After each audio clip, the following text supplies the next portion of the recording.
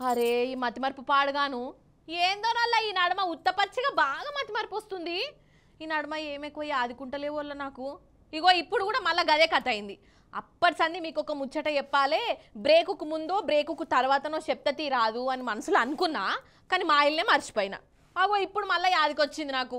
అయినా మనకి ఇప్పుడు కొంచెం టైం ఉన్నది కాబట్టి 2 నిమిషాలల్లో ఆ ముచ్చట ఏందో చూసేయని రోజుల్లో ఏమనుకోకుండా జర చూడురి.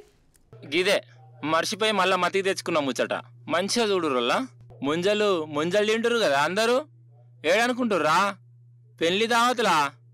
ముంజకాయలంటే మన ఊర్లలో మస్తు దొరుకుతాయి, ఎండాకాలం నాడే ఎక్కువ కానొస్తాయి. అయితే హైదరాబాద్లో ఒక పెళ్లి దావతులా పెళ్లి పిల్లగానులు వచ్చిన చుట్టాలకు తాటి ముంజలు తినబెట్టిర్రు. ఆ వచ్చిన చుట్టపోలు చూడు, అన్నం తినకుండా మంచిదే, ముంజలు మాత్రం గడుపులో వలాల్సిందే అనుకుంటా ఇగో లైన్లు కట్టిర్రు కదా. కానీ ఏ మాట కా మాట వల్ల అప్పట్లో పెళ్లి దావత్ అంటే బగారన్నం, మటన్, డాల్షా ఉండేది. కానీ ఇప్పుడు ఏవేవో వెరైటీలు, ఏమేమో వంటకాలు ముంగడ పెడుతుర్రు. వాటిని తినలేక వేస్ట్ చేస్తుర్రు. కానీ వీళ్ళు మాత్రం తాటి ముంజలు పెట్టి అందరినీ దిల్కుజ్ చేసిర్రు. ఏమన్నా ఉపాయమా అసలు కదా?